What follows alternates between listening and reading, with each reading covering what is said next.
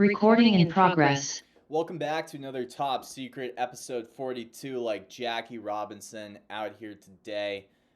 We have Suno AI, which is going to make it incredibly easy to make songs if you're not a songwriter.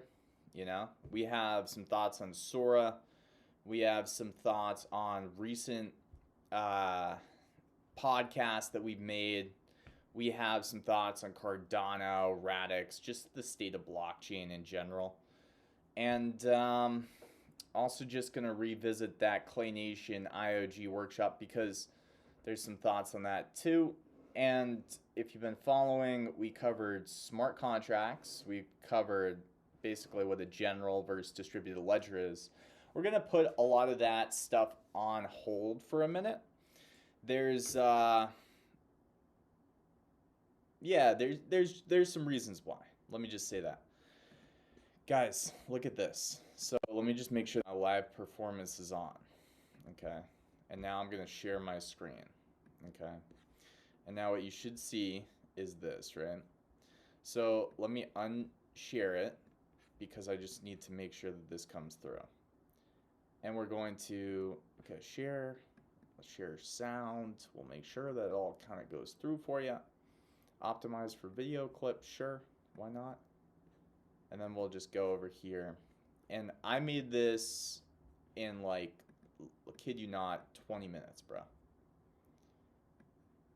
Or sir, or lady, or gentleman, or ma'am, whatever you want to be called. Yeah, just pretend that I'm saying that word, okay?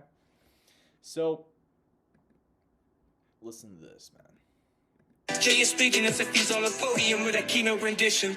Picture this, my friend, a world of untapped potential and vision with an end to any and speaking with precision. Looking at dots, we can't connect, looking forward, but looking back will make the journey look scripted. Every riff on encryption will be unencrypted. Content that's flatter than a lipid, making parrots sweat, burning calories like being in the eggs. Dots will intersect once the future has been written. Too humble for haters, too charming for trolls, but sharper than a Sharpie as we study ledger tech, written in permanent marker. Append only, respect, age of infrastructure.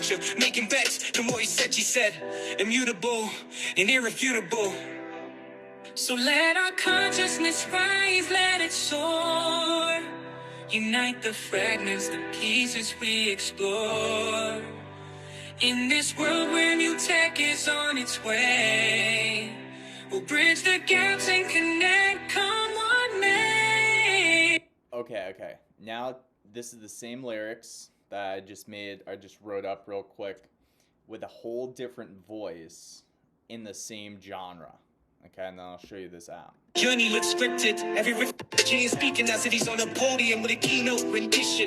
Picture this, my friend, a world of untapped potential and vision. With an end to any and speaking with precision. Looking at dots we can't connect, looking forward, but looking back will make the journey look scripted. Every riff on encryption will be unencrypted. Content that's fatter than a lipid, making parrots sweat, burning calories like P90X. Dots will intersect once the future has been written. Too humble for haters, too charming for trolls, but sharper than a Sharpie as we study ledger tech, written in permanent marker. Append only respect, age of infrastructure, making bets, no more he said, she said, immutable and irrefutable. So let our consciousness rise, let it soar. Unite the fragments, the pieces we explore. In this world where new tech is on its way, we'll bridge the gaps and connect, come what may. So just speak, cause this is Jspeak. Okay. So that was a lot of fun. I'm not gonna lie. That was a lot of fun, guys. And you know what this app is it's just a reminder of what's coming, man. This is Suno.ai. And then if you go to the thing, you click on in the top right, make a song, right? And I've already kind of made a bunch, so I ran out of my Jay just speaking like I'm up on a podium. So these were the first versions. And what you can do is kind of cool because if you toggle custom mode, you plug in your own lyrics, okay?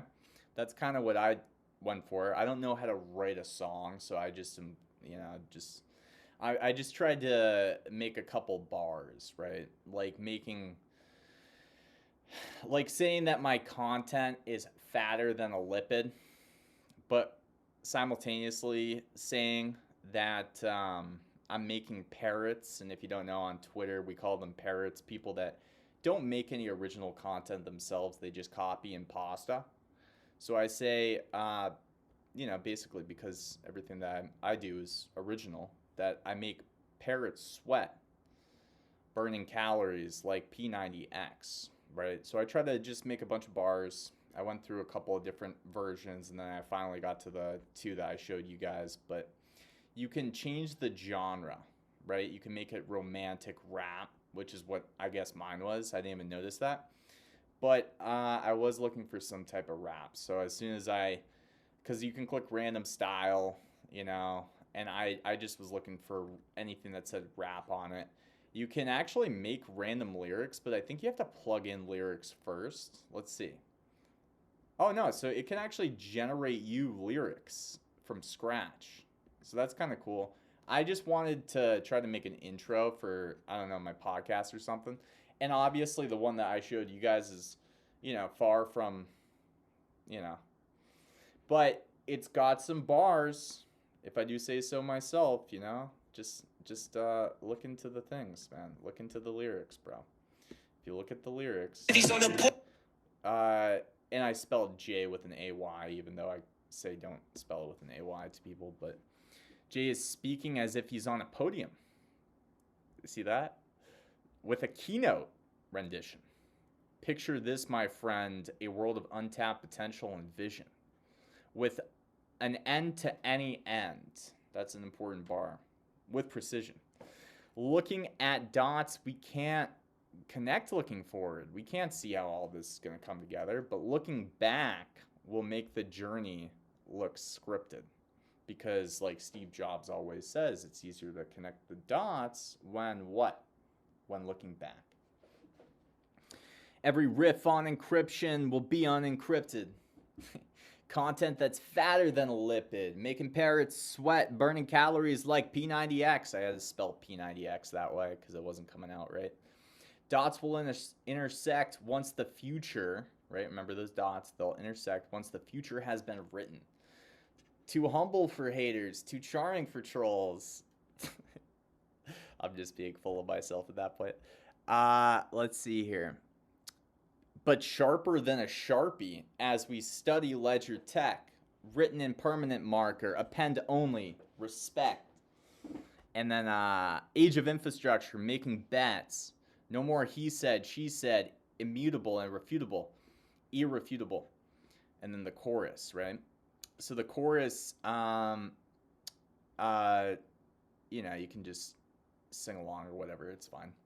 But basically, what I'm trying to say, guys, is that this is really powerful for a few different reasons. Number one, just to hear how your lyrics sound as a musician, I'd imagine you'd almost use this tool to just kind of, hey, how can I say this in a way that makes it sound kind of like a song, like playing with your cadence, playing with the way that you're pronouncing stuff.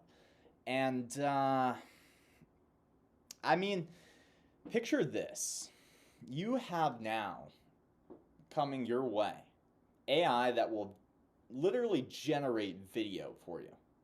That you can eventually see the objects in that video as objects that would almost be like if a 3D modeler custom built them for you.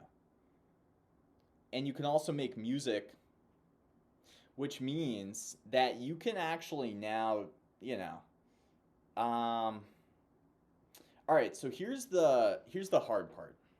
The hard part is there is still need for talent, right? I reached out to a couple of rappers in the ecosystems in blockchain and stuff that I've just become cool with. And I've asked them for a couple pointers or whatever. I just wanted to hear what they thought. So I'm waiting to hear back, right? Because even though the bars that I made were fire, if I do say so myself, right? There is still an element that I recognize when listening to that song, and I'm like, that's not right. There's still this flow and cadence and rhythm part of making music that is still really important. And I think if you play around with this Suno AI application, you'll see what I'm saying is kind of true. or its facts, if you will. So that's kind of Suno, but with Sora and Suno, it's like, listen, man, you could make a whole damn musical if you want. But remember, just the musical alone with no talent is going to be the new landscape of the lowest quality, because everybody's going to be able to make stuff extremely fast, extremely easy. And if there's no talent or human thought and energy into how to actually put it together and compose it, I've been saying this for years. AI is just software that allows us to be our own orchestrators, right? As creatives.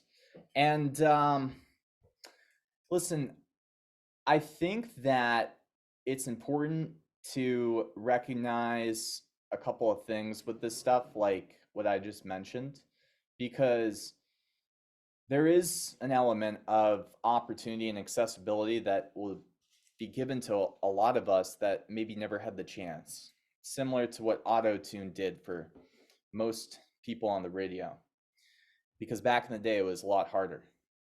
But when it comes to another comparison that I like to make, you can think about it like, do you guys remember when everybody could suddenly create merch because there was manufacturers that would actually ship the merch to people for you, and you could kind of like drop ship it, customize it, and then have it shipped? Like, I ran a merch store. I piloted running a merch store, and I think I sent like 4 people sweatshirts that were like whatever Cardano themed projects and stuff, because the projects that I was doing it for said that I could, right? And those people were happy with the product, but I wasn't happy because, number one, I don't know, it kind of just felt like too much for me at the time to run. And number two, it was kind of more so me trying to explore and just like have fun with stuff than it was for me trying to like make a business out of it. And number 5, this was really early, so I didn't really know if the projects that I was making merch on, though they are still around today, would be like around in a while. So I'd prefer to make it my own thing, so I can at least count on the fact that I'm gonna, be there with merch or whatever. But merch is just whatever. Screw merch for a second, okay? We all have enough clothes. Take, for instance, the fact that people could make merch so easily and plug in AI, and where Suno AI is, it's the same example. It's still, you still gotta do stuff. And you still gotta imagine what kind of song you want it to be. But by learning how, to prompt things a little bit better, tighter, cleaner, asking musicians, hey, like, do you have any feedback? Am I getting this right? I think a normal human could become a pretty adequate level songwriter with this technology and have an actual result to show people with the songs that are written.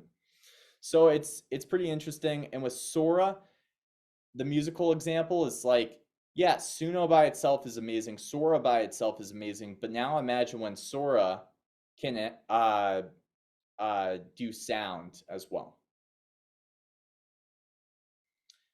I think how this could look, guys, is you're able to maybe configure scenes.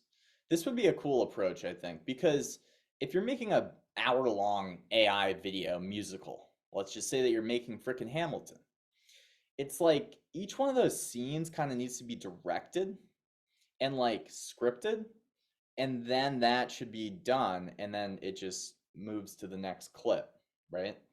But I feel as though, and we call them tokens, if you have more tokens, you can obviously, for instance, on ChatGPT, it's, we used to have a real small amount of tokens, right? That you could actually, and that's just like for the copy. Let's just say like the input that you're putting in, that you're typing in, is smaller compared to what it is today, like today or now or with paid plans, you have a way bigger token window. And that's just in a matter of, I don't know, 12 months. So all this software right now is going to get cheaper and cheaper because it's really first movers are getting the benefit and the models are getting better. And by the time that new people are coming into the marketplace, the models from the first movers are already so much better that they can almost offer a higher tier product against their competitors.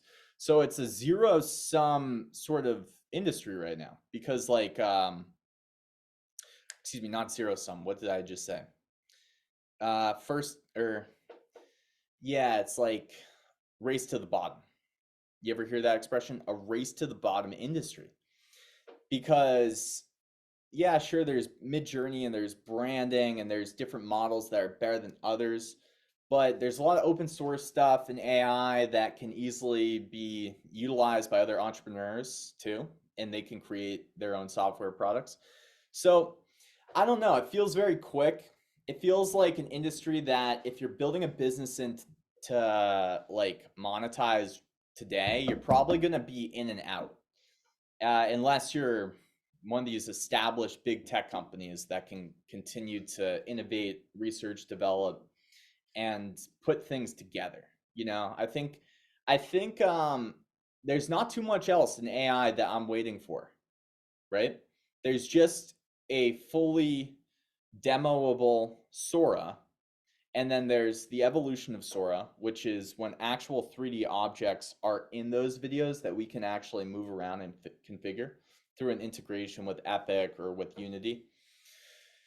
And then it's just about all these different things that we've been looking at. AI NPCs, right? With emotional memory, emotional intelligence and memory. That still has a long ways to go. But as soon as these things can all be encompassed together and like turn into a Tony Stark assistant. You ever see the movie Iron Man? I don't know which one this was or if there's multiple. I remember watching a movie though with Tony Stark and he was talking to this computer and it was just doing stuff for him, like normal stuff.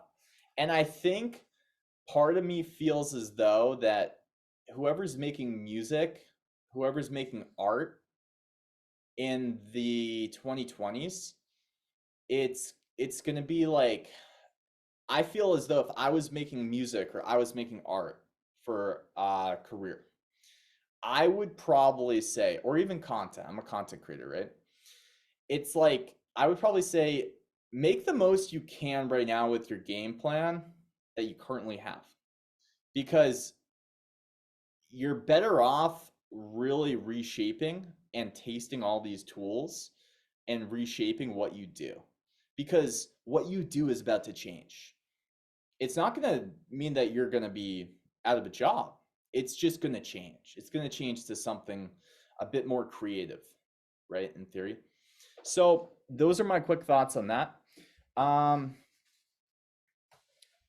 Clay IOG workshop, guys. So I was invited to this invite only Clay IOG workshop. I don't know when the next workshop is. I know a couple of you guys asked me that, but I would recommend going to the Clay Discord and asking, right? I don't know if it's open or if it's still invite only. And it was kind of an honor, more so than it was like, something that I take for granted.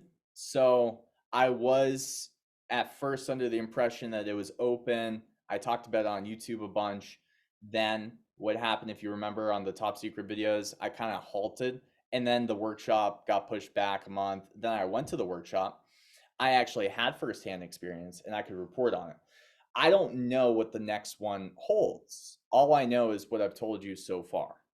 And then some of the ideas from the Clay IOG workshop actually bred some new content for me because the fundamentals are really what we're getting at, And I think the way that Clay can represent those fundamentals is really fun and interesting, and I'm happy to be a part of these workshops. I don't know when the next one is, so if it already happened and I missed it, I'm so sorry. I had no clue. I didn't, maybe I was off the email list or something. I don't think it has happened yet. I'm like 99.9% sure that the next workshop has not happened yet. I do hope that they, I don't know, get us together more. I was the only guy, I think, who outside of the core community and team and Sabina from IOG was at the workshop that I went to, which was a morning one, and there was a later one too. So that's interesting.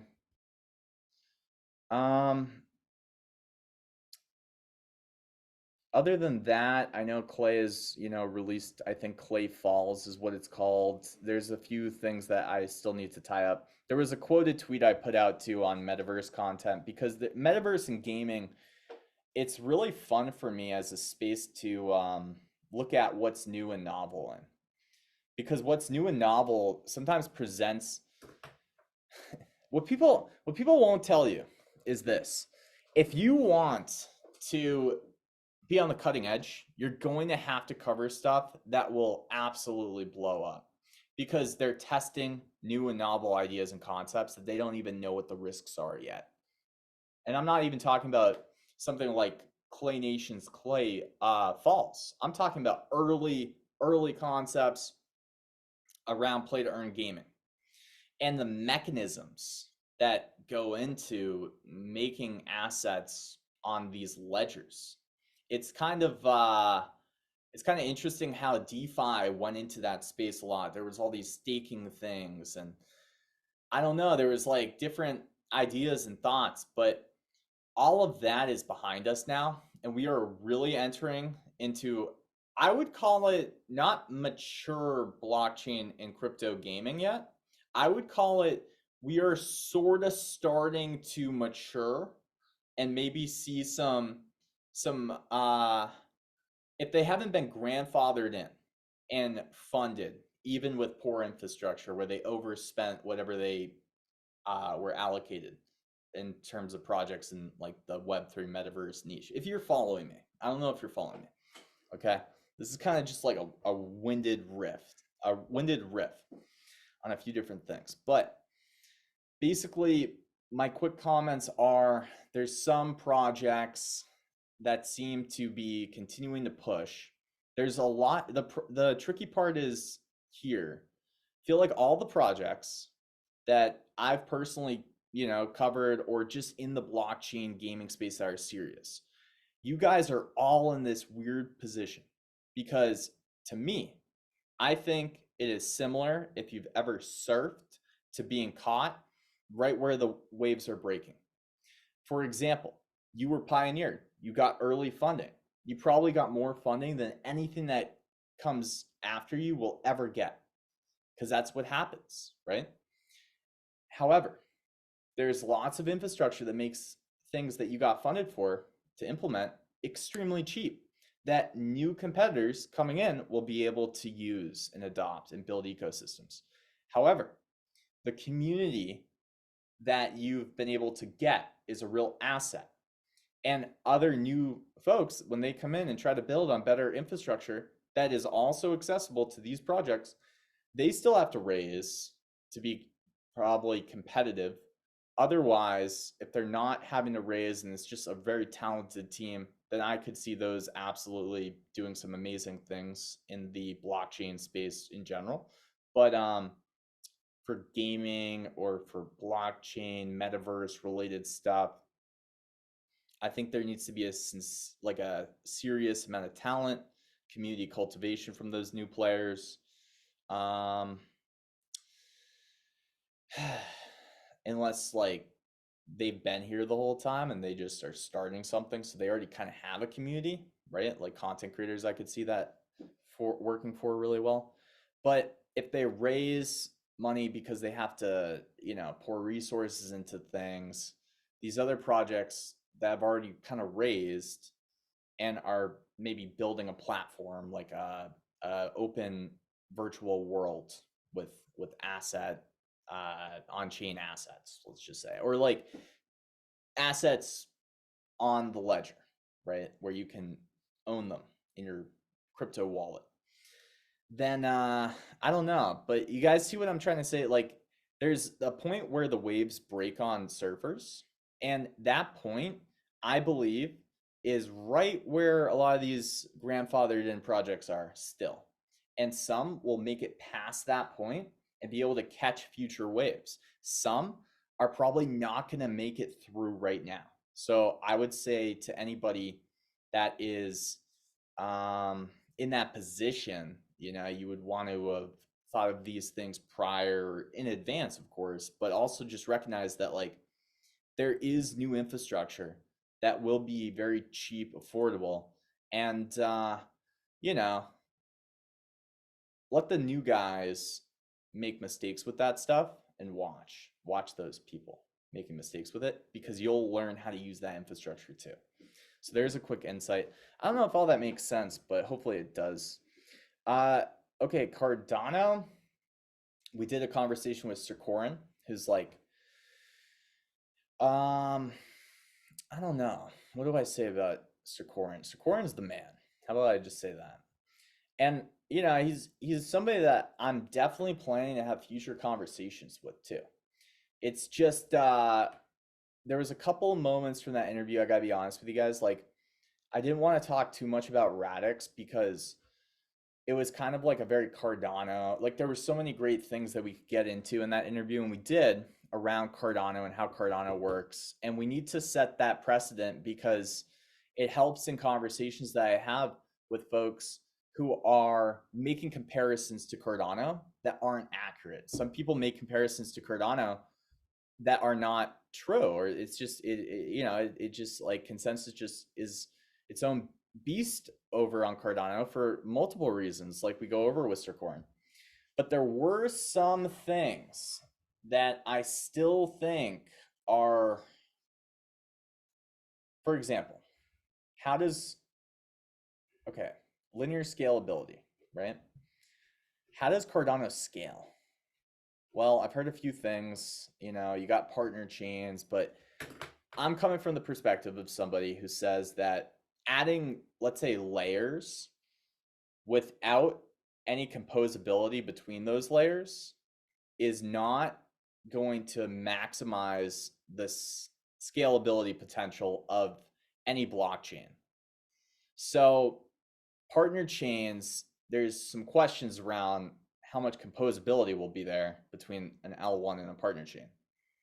But I don't think there will be any right now. Like, I don't know if there is. I haven't seen any evidence that there will be.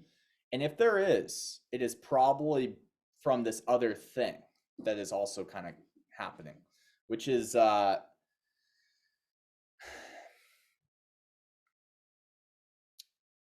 there's this thing, zero knowledge validators, I believe, will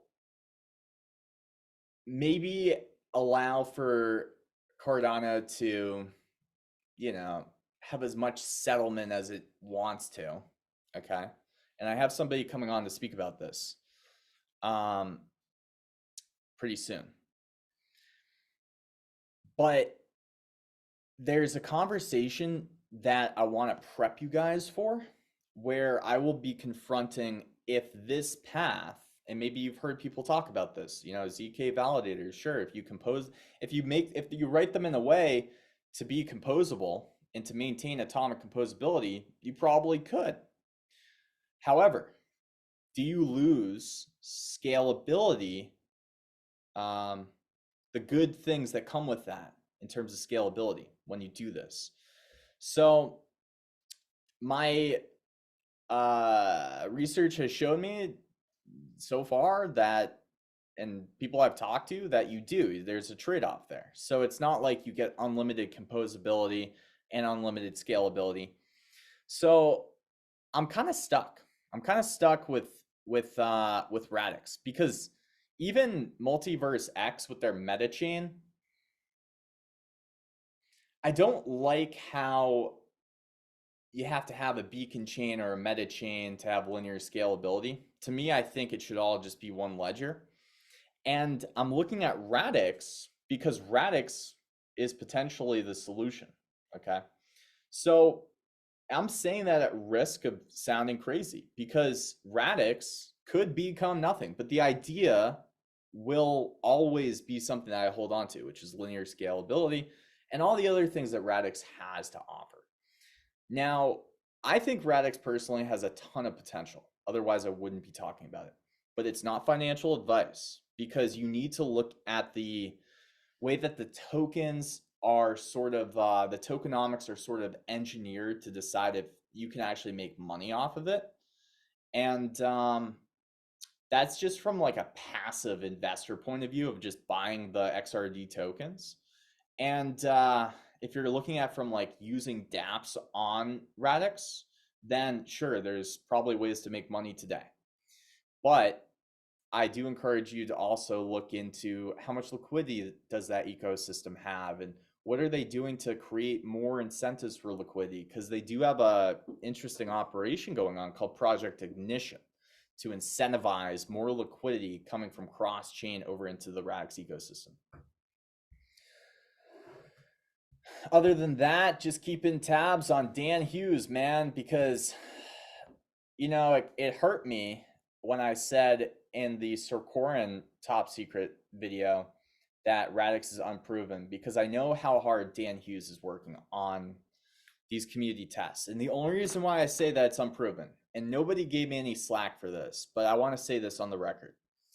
The only reason why I say that Radix's approach to linear scalability is unproven is because I'm taking a metric that Dan Hughes told me himself, and I personally made that my guiding compass, which is if 16 to 20 shard groups all have validators that are multiples above their overhead, then the system is basically working. Like, that's how you can kind of gauge if their approach and the mechanisms to keep validators honest but also reactive is really working, right? So, a couple other things to mention, I guess, on Cardano and Radix. It's like, yeah, there's also the Ethereum empire, right? The Ethereum empire strikes back.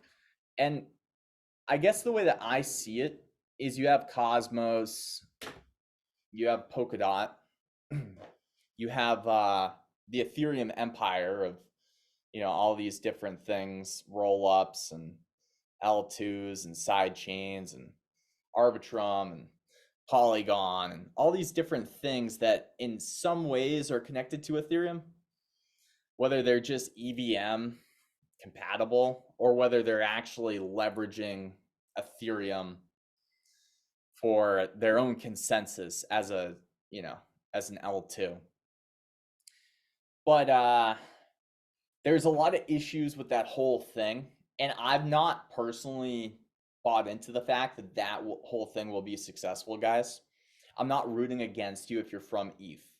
I don't believe it. I just do not believe that this first sort of mover to smart contract platforms that has had to, make a...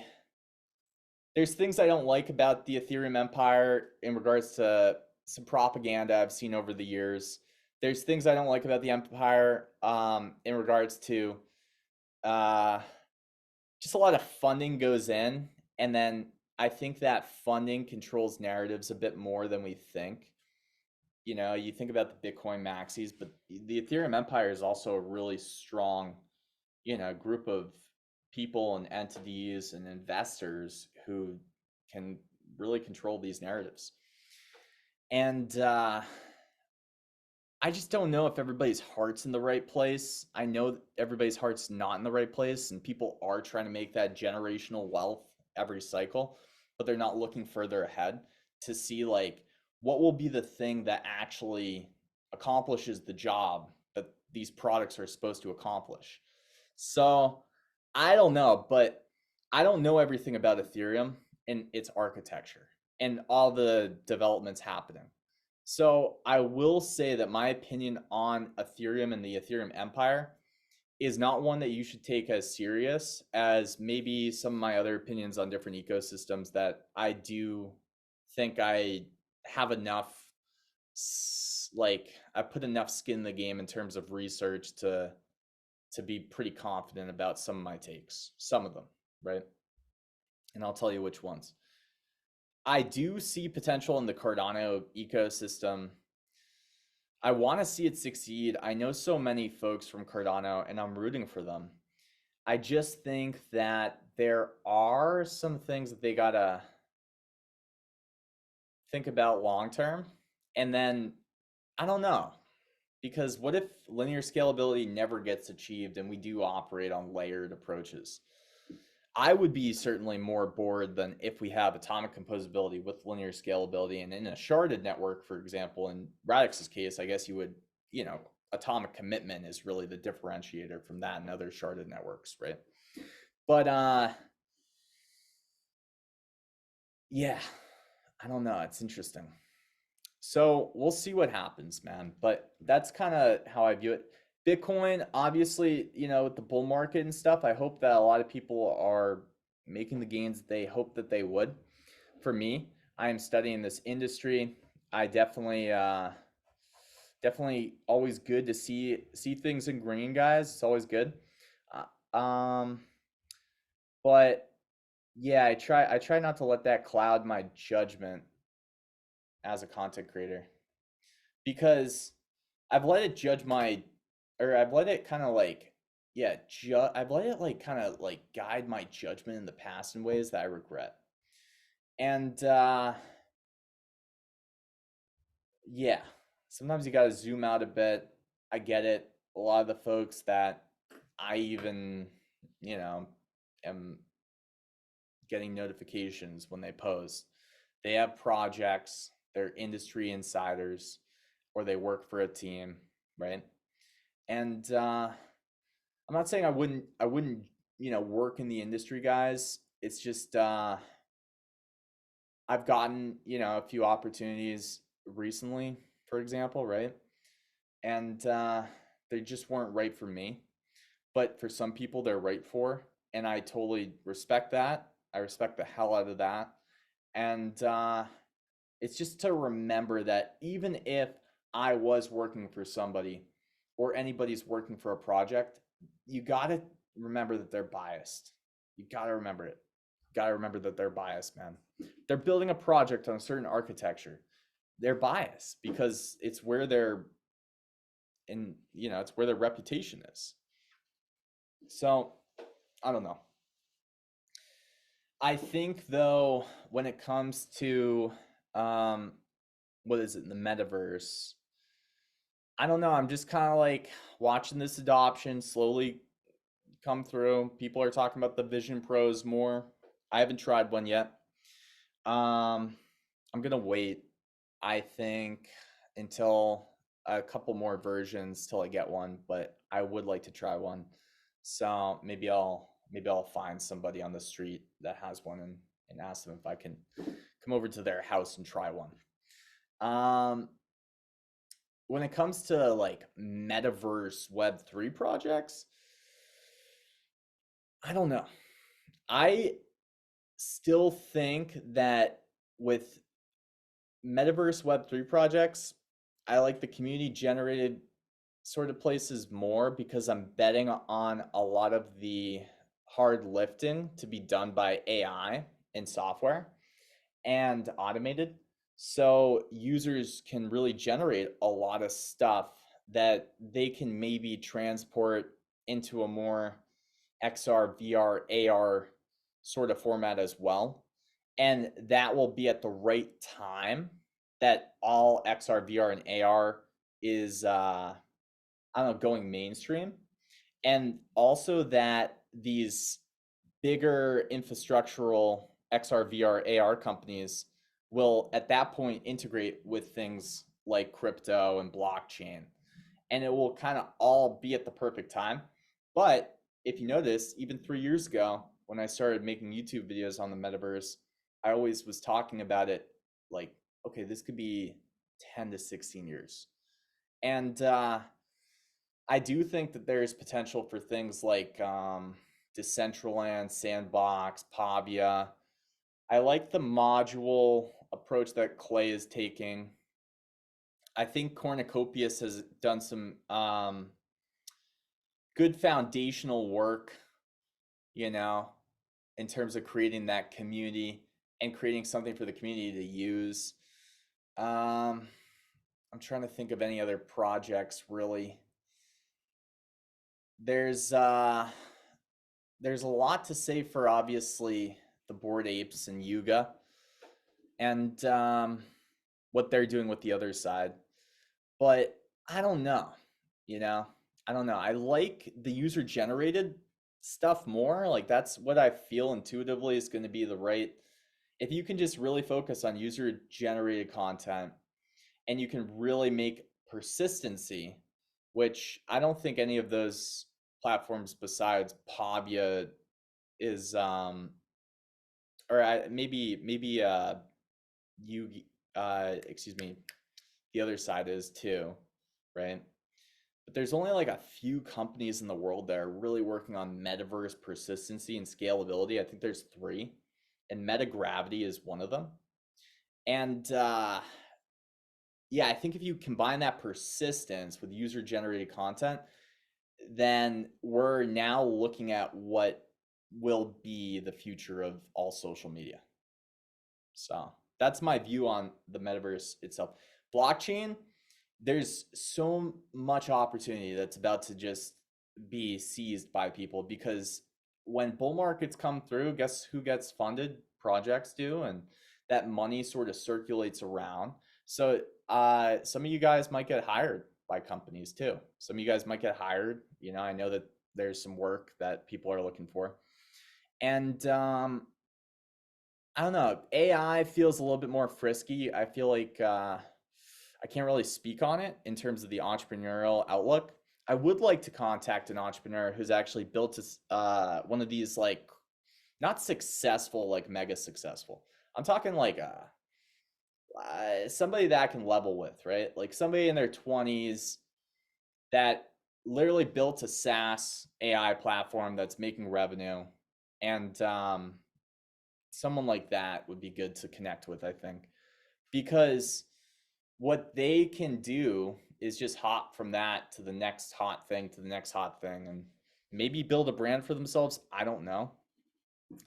So yeah, I do think digital real estate is a thing, but for the accessibility of actually making a fun place for people to be and like hang out, it's we're not quite there yet with accessibility, which is why when I talk about Sora, right, AI video generative AI video, why do I always say when you can make those things in the video objects? It's because that's telling us that 3D geometry has come to the point where we can actually now be proud to say that, like, this is a universe. This is not a video that you're getting. This is a universe with real objects that you can maneuver and change. And I think that lends itself to accessibility for anybody to basically be, you know, with a bit of creativity to be able to make some really interesting user generated content. So those are sort of some of my core principles. You know, I don't know what's going to happen with quantum computing. There's a few other things in the blockchain space that I don't know if they're going to shift the conversations around. But for me, the most interesting thing is watching Radix get to Zion, is watching the governance framework on Cardano evolve, is watching how these layered approach blockchains maybe deal with scalability in the future. And also is going to be looking at some of these parallelization techniques like input endorsers to create different types of blocks, you know, that can all be, you know, made simultaneously. Or like splitting transaction blocks from consensus blocks while still having the core blocks that we have today. It's kind of interesting how they could sort of create this with input endorsers. You can really parallelize transactions all in the L1. So I don't know, it's interesting, but we do have an interview with Piers Ridyard, so I'm very excited for that, because I do think Radix has a lot of potential. So much so that I think the first question I'm going to ask Piers is this, okay? If you had a substantial amount more influence than you do right now today, what would you do with it?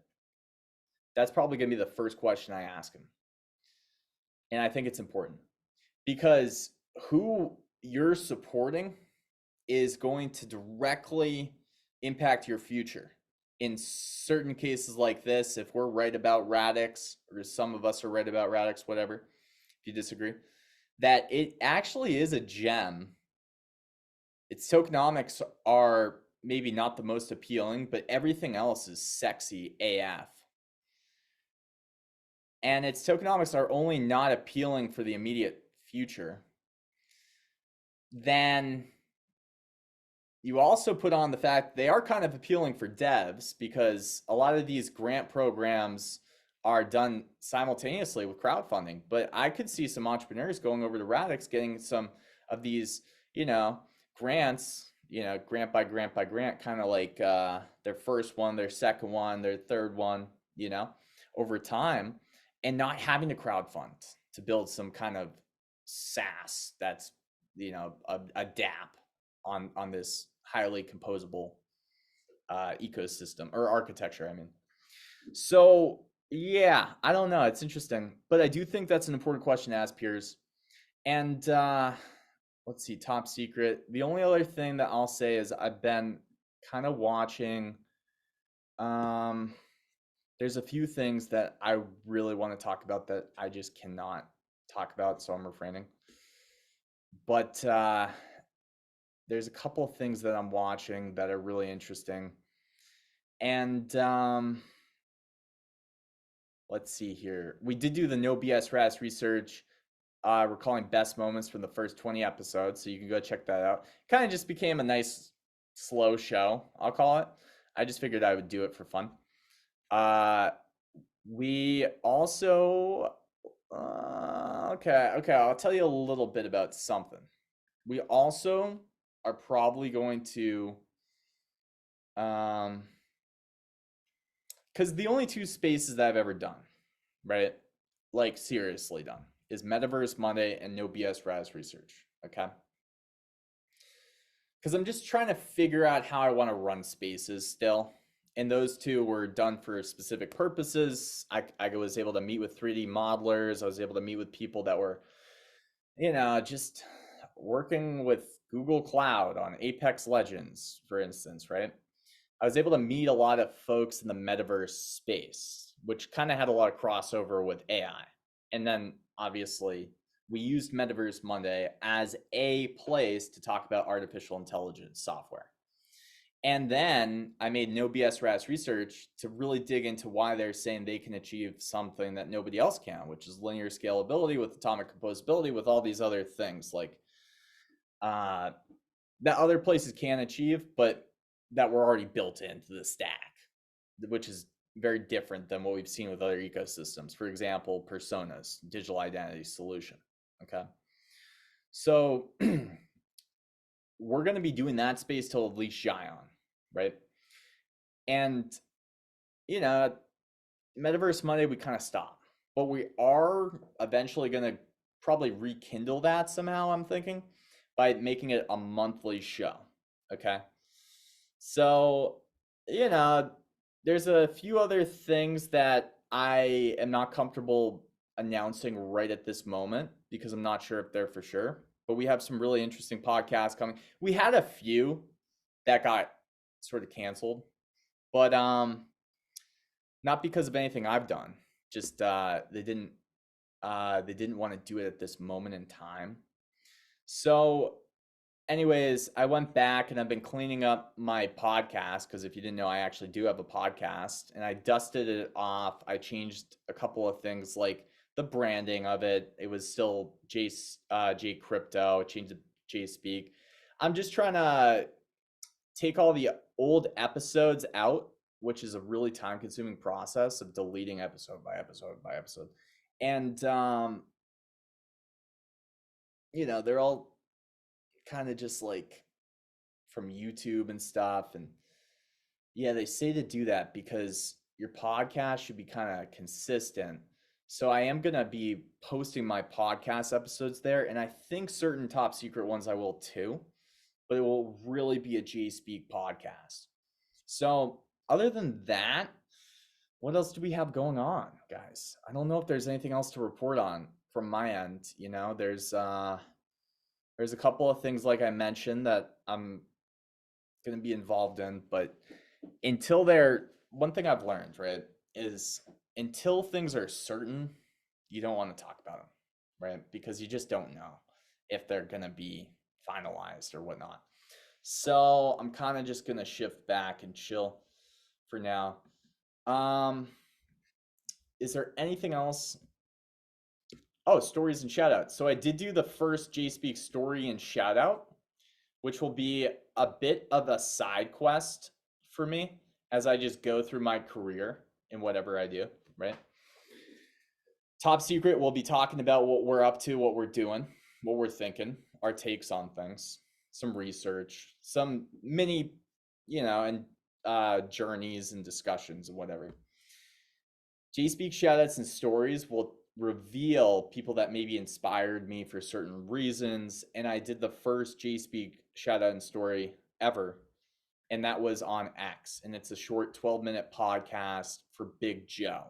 Because Big Joe, he keeps things like, he's a smart guy. He's smarter than he probably lets on. But at the same token, what he inspired me to do was, I think, just to be more myself, like more authentic. Because when I got into the space, everybody kind of talked a certain way. Everybody explained things a certain way. But what I found out was that people were parroting what people were saying without understanding what it was. So I started to make different ways to explain tech, which isn't always easy, because sometimes I would say something in a different way, but it doesn't illustrate exactly what's going on the right way. So then I'd have to create a new metaphor for that thing, right? In Twitter Spaces or whatever. And anyways, over time, I'm really glad I've done it, because it's shaped who I am as a content creator, and it's allowed me to be very unique as a content creator versus others. So, it's deeper than this whole authenticity, BS that everybody says, oh, be authentic, be authentic. It's more like, yeah. And I put the copy of the tweet I sent out, because it's exclusive on X, right? Or the post, I guess they don't call them tweets anymore. It's not Twitter, but it's like the post. But I did put the post out, and I said that, Big Joe, respectfully, because if you listen to the whole thing, you'll see where I'm coming from. He kind of inspired me to raise the bar, but only by myself lowering it first. Because if you are trying to explain this tech in the most accurate way possible, with all the technical terms, and you can just recite it, number one, I don't think you're thinking for yourself. Number two, I don't think you're understanding the material. And like, that makes it so that way, because when I was in spaces at first, a lot of people couldn't answer questions. They could just recite stuff. Have you guys ever seen that on like YouTube? Somebody asks somebody a question and they just recite a bunch of stuff that they know to be true, instead of being able to verbally, dynamically duel with the person to make sure that they understand what they're actually trying to understand by going into the different contexts, relating it to life and metaphors, analogies.